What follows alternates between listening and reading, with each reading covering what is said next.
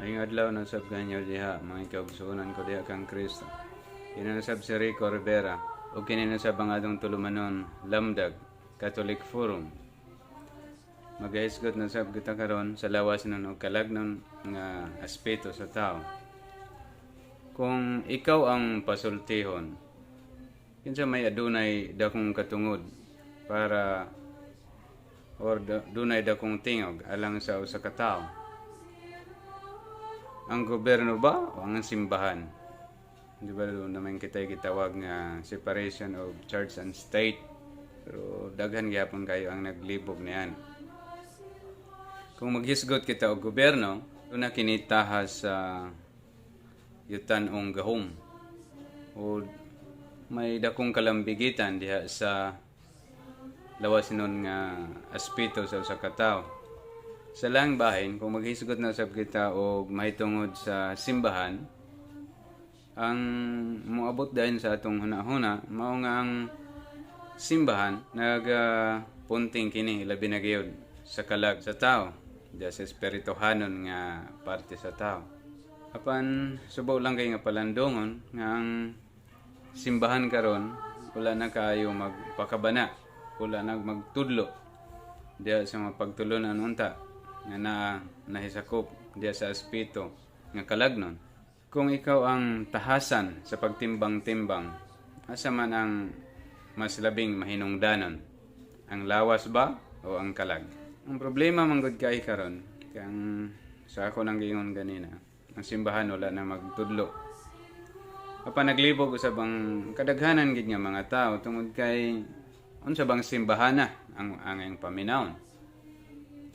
Si Kristo nagatukod man lang unta og usa ka simbahan, dili mga simbahan. Kay kung mga pa daghan unta. Pero kay isa ra man ang gitukod ni Kristo, isa ra gyud ang angay nga tuohan. Pansubo lang kaayo kay wala na magtudlo. Sa karon gani nga panahon makakita ka sa mga simbahan.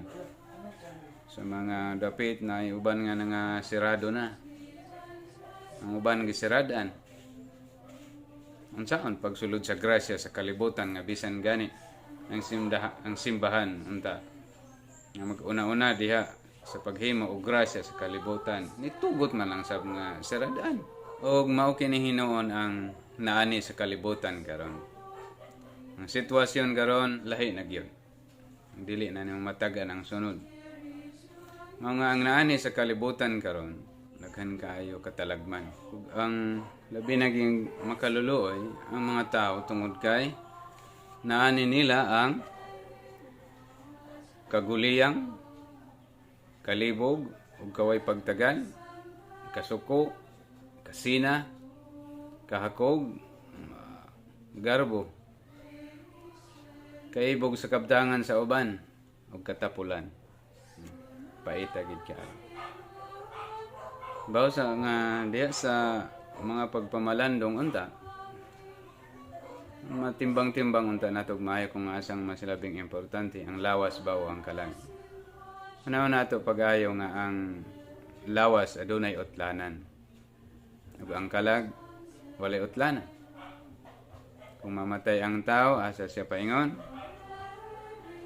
duhara, either sa impyerno or sa langit. Apan kitang mga Katoliko, nagatuo kita og purgatorio. Nga sa ato pa, doon na pa'y panahon ang usa ka tawo nga butang sa purgatorio. Dako kaayo ang kahigayunan siyang kaluwasan kaya siya i-purify man sa purgatorio. Magjakpat kita nga mga Katoliko nga nagatuo na ini.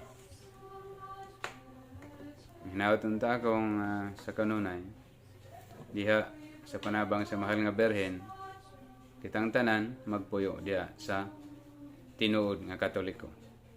Daghang salamat. Subona ko kini si Rico Rivera o kini ang Lamdag Catholic Forum. Ave Maria.